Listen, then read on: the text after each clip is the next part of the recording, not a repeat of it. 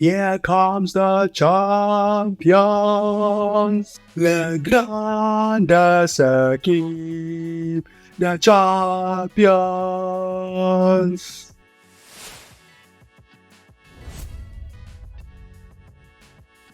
Hello guys, welcome to another session of Hypercity Review.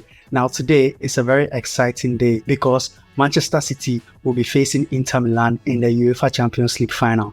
It is tiki-taka against Catenaccio. It is Pep Guardiola against Inzaghi. It is Haaland against Lukaku. It is everything against everything. Now a lot of people have ticked Manchester City to be the champions. Now Manchester City are on their way to win their treble, whilst Inter Milan are on their way to win their third Champions League. Pep Guardiola, as we all know, has some score to settle against Inter Milan.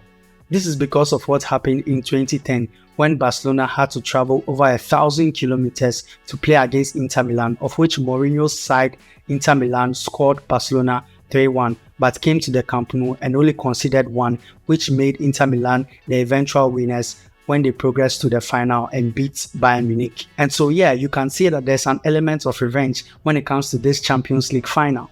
But let's see, this is a new era of players with spectacular talents from both sides. Personally, I want Manchester City to win because those who know me know that I'm a Barcelona fan and you all know what Pep Guardiola has done for my club. A lot of Manchester City fans think this will be a walk in the park, but no. I think that this will be a time where City needs to prove that yes, indeed, they deserve to be called the European Kings. In this video, I'm going to list the facts, figures, and everything that you need to know headed towards this Champions League final.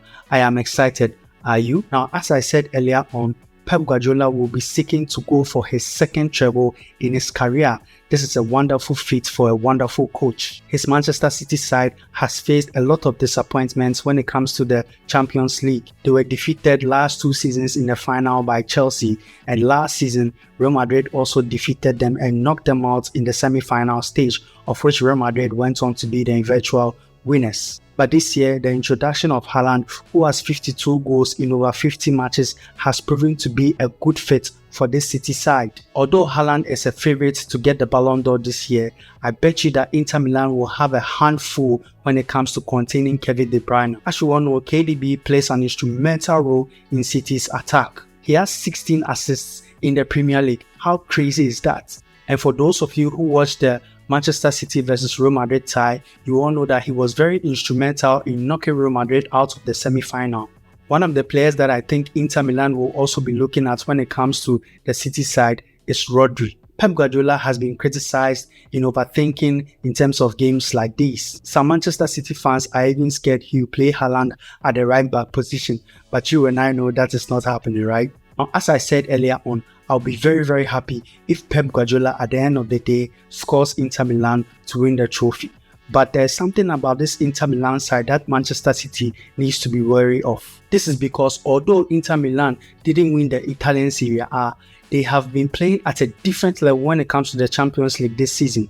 They have 5 clean sheets in 6 matches and have won 12 out of the 13 past games. Hakan Çalhanoğlu and Federico Di Marco are a force to be reckoned with when it comes to this Inter Milan side. While I believe that City will still continue to maintain the formation they played against Real Madrid, which is the 3-2-4-1 formation, I also think that Inter Milan will continue to use their 3-5-2 formation, allowing City to play and catching them at the break. While a lot of tipsters have placed a lot of money on Manchester City, I think to be on a safer side, just venture into some arbitrage betting so that your ROI can be assured. The final will be in Istanbul, and like I said before, I take Pep Guardiola to be the eventual winner because I want him to get the treble for Manchester City. A lot of you may have varying views as opposed to what I said. Let me know your predictions and your score lines in the comment section below. If you've made it this far, please make sure to like, subscribe and share because I have a lot of content coming up your way. Until then, it's goodbye.